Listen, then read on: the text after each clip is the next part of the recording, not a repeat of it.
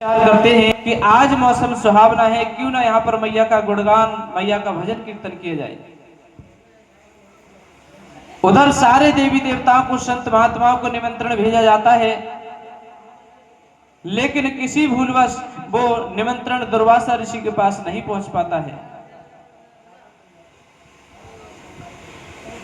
दुर्वासा ऋषि को मालूम पड़ा कि पांडवों ने यज्ञ का आयोजन किया है, लेकिन मेरे लिए नहीं बुलाया। बड़ा क्रोध आता है, मन में विचार करने लगते हैं कि मैं इन पांडवों के हवन पूजन को कभी संपन्न नहीं होने दूंगा, इन्होंने मेरे लिए नहीं बुलाया है। समय का इंतजार करने लगे। उधर सारे देवी देवता पांडव लोग मैया के भवन को सजा रहे हैं, और उधर दुर्वासा ऋषि ने चील का रूप बनाकर अपने पंजे में मरे हुए सर्प को दबाकर आकाश मार्ग मोड़ रहे हैं। उधर जिस वृक्ष पर वो छिपकली बैठी थी, उसी वृक्ष के नीचे एक बड़े से कड़ाही में खीर का प्रसाद बन रहा है। प्रसाद बन रहा है। उधर जब प्रसाद बनकर तैयार हो जाता है, मैया के दरबार को देखने के लिए वो भक्त जाते हैं। मैया के प्रसाद को ऐसे ही छोड़ जाते हैं, उसे ढककर नहीं जाते।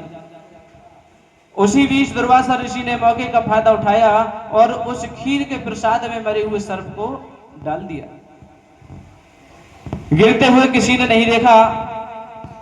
वृक्ष पर जो छिपकली बैठी थी सारे दृश्य को देख रही थी। मन ही मन विचार करती है कि यदि इस प्रसाद को जो भी खाएगा वह निश्चित ही मारा जाएगा। इन भक्तों के प्राणों को मैं कैसे बताऊं। तभी उसे अपनी बड़ी बहन की बात याद आती है।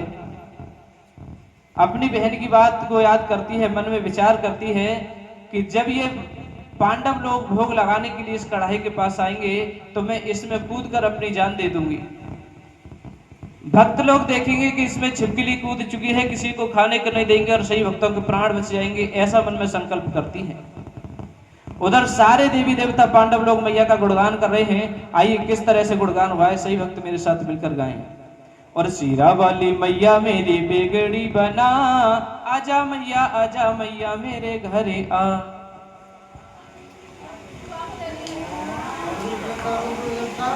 अब भैया चाय लेके आए हो ऐसे समय पे, अब तो ना ताली बजा सकते हैं ना गा सकते हैं। आइए। और आजा मैया मेरे घरे आ। और मेरी मैया की क्या निशानी है? मेरी मैया की यही है निशानी, और पीले पीले शेर पर बैठी महारानी, बैठी माँ भवानी। और यही रूप लेके मैया मेरे घरे आ, यही रूप लेके मैया सबके घरे आ। और आजा मैया मेरे घरे आ, सीरा वाली मैया मेरी बिगड़ी बना, आजा मैया मेरे घर आ। एक बार कह दो सच्चे दरबार की, दुर्गे मैया की। इस तरह मैया का गुणगान हुआ। सारे भक्त गुणगान करके उस कड़ाहे के पास आते हैं भोग लेने के लिए। और जैसे ही भोग लेने के लिए हाथ को आगे बढ़ाया, वो छिपकली उनकी नजरों के सामने उस खीर के कड़ाहे में कूद जाती है। छिपकली खीर में कूद गई, उन सब की जान बचाने को बलिदान किया जीवन अपना, पांडवों का यज्ञ रचाने को। वो जग में अमर हो जाते हैं जो काम पराए आते हैं, भगवती पुजारन तारा की हम पावन कथा सुनाते हैं, भगवती पुजारन तारा की हम आगे कथा सुनाते हैं। अब एक बार कह दो सच्चे दरबार की। पांडवों ने देखा कि इस खीर के कड़ाहे में छिपकली कूद चुकी है, प्रसाद विषैला हो चुका है। उसे गालियां देने लगे, श्राप देने लगे। मन में विचार करते ही प्रसाद तो विषैला है, इस प्रसाद का क्या करें। तभी मन में उपाय आता है कि इस प्रसाद को एक गड्ढा खोदकर दबा देते हैं। जैसे ही गड्ढे में उस कड़ाहे को पलटते हैं तो उसमें एक बड़ा सा सर्प का अस्थिपंजर नजर आता है। सारे देवी देवता पांडव लोग देखकर हैरान रह जाते हैं। मन में विचार करने लगते हैं कि हमने इसमें छिपकली को कूदते हुए देखा था, इस सर्प का अस्थिपंजर कहां से आया। अपनी योग दृष्टि से देखा, सब कुछ ज्ञात हो गया। अरे ये तो दुर्वासा ऋषि की चाल है, उन्होंने अपने अपमान का बदला हमसे लिया है। इस छिपकली ने तो हमारी जान बचाई है और हमने इसको ही श्राप दे दिया। अब उस छिपकली को वरदान देने लगते हैं कि इसी क्षण तू इस छिपकली की योनि से मुक्त हो जाएगी और एक राजा के यहाँ पर तेरा जन्म होगा। लेकिन हमने तुझको जो श्राप दिया है वो श्राप भी लगा रहेगा, जिसके कारण तेरा जो लालन पालन होगा वो एक हरिजन परिवार में होगा। तेरा जन्म तो राजा के यहाँ होगा, लेकिन तेरा जो लालन पालन होगा वो एक हरिजन परिवार में होगा।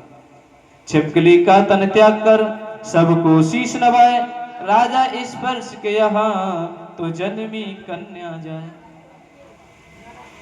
स्पर्श नाम के राजा है, वहां पर एक कन्या के रूप में जाकर जन्म लिया है। कैसी कन्या है? काला भयंकर शरीर है, पूरे शरीर पर बल पड़े हुए, लाल लाल नेत्र, बड़े बड़े नाखून, बड़े बड़े दांत। राजा ने जब ये दृश्य अपनी आंखों से देखा, देखकर डर गए, मन में विचार करने लगे कि ये कैसी संतान है। आज से पहले ऐसी संतान हमने कभी नहीं देखी। जोशी को बुलाया, जोशी ने बताया, महाराज ये कन्या जन्म जन्म से श्रापित है, यदि आपके राज्य में रही तो आपके राज्य को नष्ट कर देगी।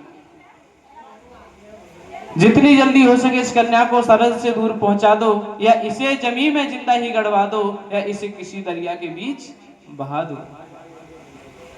राजा ने कहा, मैं हूं इस नन्ही सी बच्ची का बाप और इस कन्या को मरवाना है पाप। इस कन्या को मरवाना पाप होगा, मैं इस कन्या को नहीं मरवा सकता। जोशी ने बताया, महाराज एक उपाय है, एक लकड़ी का बक्सा बनवाइए, उसमें सोना चांदी हीरे जवाहरात रखकर कन्या को उसमें लेटाकर गंगा मैया के चरणों में अर्पण कर दीजिए, जिससे कन्या आपके राज्य से दूर हो जाएगी और इसका पाप भी आपको नहीं लगेगा। राजा को सुझाव अच्छा लगा। राजा ने तुरंत एक लकड़ी का बक्सा बनवाया, उसमें सोना चांदी हीरे जवाहरात रखकर कन्या को उसमें लेटाकर गंगा मैया के चरणों में अर्पण कर देते हैं। बक्सा डगमा डगमा करते हुए काशी जी के घाट पर पहुंचा। भोर की पावन बेला है, एक पंडित जी नित्य प्रतिदिन स्नान करने के लिए आते हैं।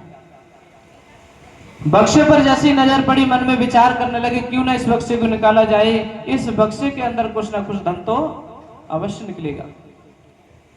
उस बक्से को निकालने के लिए नदी में कूद जाते हैं, लाख प्रयास करते हैं, लेकिन वो बक्सा पंडित जी महाराज के हाथ। अच्छा बताइए, वो बक्सा पंडित जी महाराज के हाथ आता है या नहीं आता है? हैं? और बताओ कोई हैं? जो लालन पालन होगा वो कहां पर होगा? एक हरिजन परिवार में।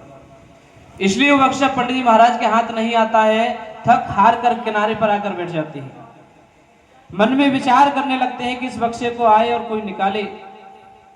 तट पर हरिजन आता है, उसको आदेश दिया कि इस बक्से को निकाल कर लाइए, इस बक्से में जो भी धन होगा वो 2 हिस्सों में बांट लिया जाएगा। हरिजन नदी में कूद जाता है, बक्से को निकाल कर लाता है, और जैसे ही उसका ताला खोलता है उसमें एक सुंदर सी कन्या नजर आती है। क्योंकि हरिजन का हाथ लगते ही वो श्राप से मुक्त हो जाती है। हाथ जोड़कर खड़ा हो गया, कहने लगा, महाराज इस कन्या को मुझे दे दीजिए और इस बक्से में जितना भी धन है इसे आप ले जाइए। पंडित जी महाराज उस धन को लेकर चले जाते हैं और वो हरिजन उस कन्या को अपने घर ले आता है। जोशी को बुलवाया, नामकरण हुआ और दोबारा से उस कन्या का नाम रुक्को रखा जाता है। धीरे धीरे इसी तरह समय बीतता है और जब रुक्को जवान हो जाती है तो कांगड़ शहर में, जिसमें उसकी बड़ी बहन तारा की सगाई हुई थी, उसी शहर में एक हरिजन परिवार में सुंदर सा घर, सुंदर सा वर देखकर सगाई होती है।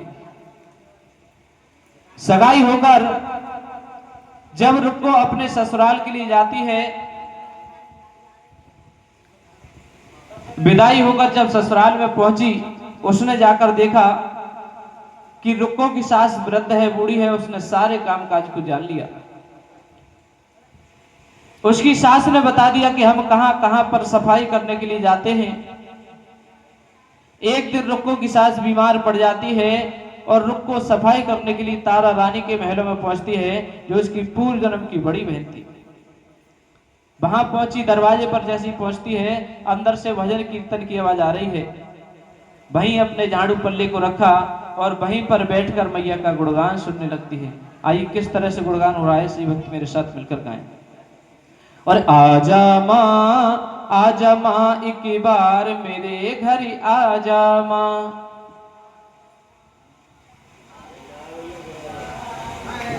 अभी चाय ना पी गई। मैया की आरती होती है, भोग लगाया जाता है, सही भक्तों को प्रसाद बांटा जाता है और सही भक्त प्रसाद ले लेकर अपने घर चले जाते हैं।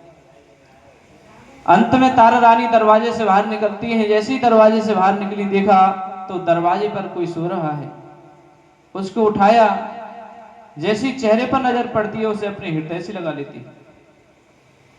रुक को कहने लगी, महारानी मैं एक हरिजन परिवार से, मुझे आप अपने हृदय से मत लगाइए। तारा ने याद दिलाया कि तुम मेरी छोटी बहन रुक्मण हो, एकादशी का व्रत तुमने खंडित किया था और मैंने क्रोध में आकर तुमको श्राप दिया था। तुम एक छिपकली की वाणी में गई थी, वहां तुमने भक्तों के प्राणों को बचाया और तुम पुनः इस मनुष्य के शरीर में आई, वो सारी बात बताती है। लेकिन रुक को कहने लगती है कि महारानी मैं जो आपका गुणगान कराना चाहती हूं वो मैं आपका गुणगान कैसे करा सकती हूँ। ऐसी जोत, ऐसा गुणगान मैं भी अपने घर से कराना चाहती हूँ, लेकिन मेरे पास कोई संतान नहीं है।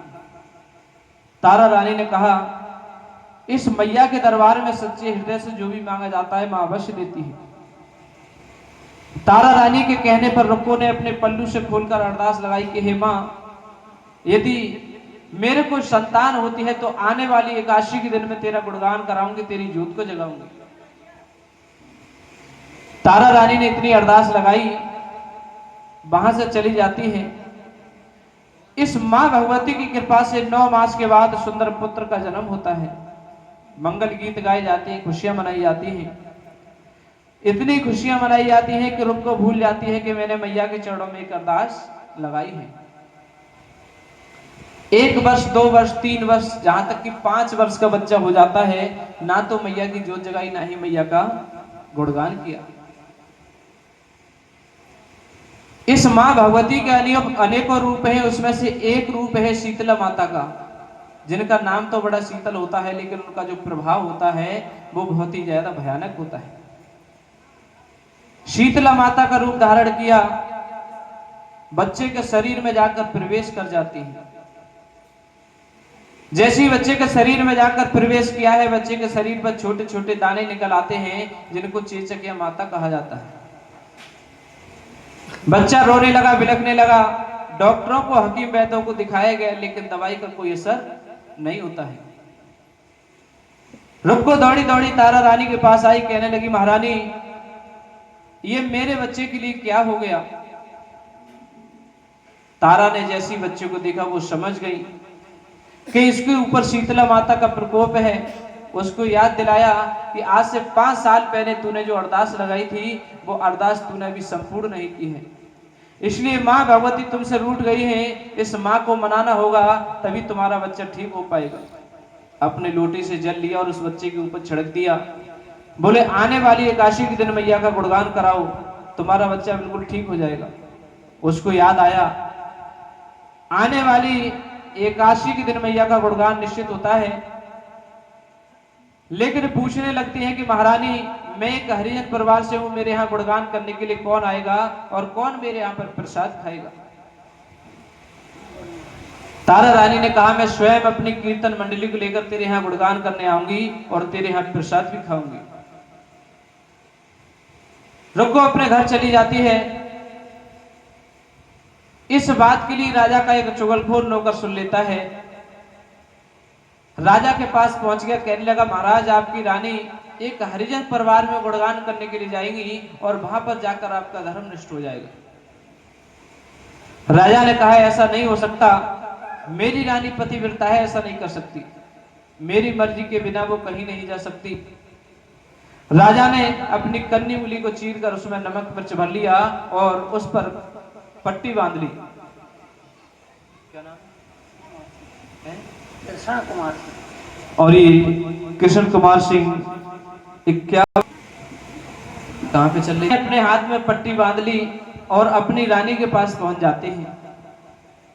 रानी की जंघा पर सर रख लिया, सोने का बहाना करते हैं, लेकिन राजा को नींद नहीं आती। 9, 10, 11 बज जाते हैं। तारा रानी ने मैया के चरणों में ध्यान लगाया कि हे मां, अगर आज मैं गुणगान करने के लिए नहीं पहुंची तो मेरी नहीं बल्कि तेरे नाम की हंसी होगी, क्योंकि तेरा गुणगान करने के लिए मैं जा रही हूं। इतनी पुकार मैया के चरणों में जब की है, ठंडी ठंडी पवन बहने लगती है, राजा को तुरंत नींद आ जाती है। जैसे ही राजा को नींद आई, राजा के सर को तकिए के ऊपर रखकर रानी वहां से निकल गई, वहीं पहुंच गई जब सारे वक्त इनका इंतजार कर रहे थे। ठीक 12 बजे बंद कमरे में, पहले जो जगराते होते थे वो वामपंथी जगराते होते थे, जो काली मैया के जगराते होते थे, जिसमें शराब की जोत जगती थी और मांस के प्रसाद का भोग लगता था। क्योंकि पहले भेंट चढ़ाई जाती थी बकरे की, बेटी बेटियों की। ये वैष्णवी जागरण है, जिसमें देसी घी की जोत जगती है और हलवा चने के प्रसाद का भोग लगता है। क्योंकि हम कहाँ जाते हैं? वैष्णो देवी, इसलिए वैष्णवी जागरण। ठीक 12 बजे बंद कमरे में शराब की जोत जगाई जाती है और काली मैया का गुणगान प्रारंभ होता है। आइए सभी मिलकर करें। और काली कलकत्ते वाली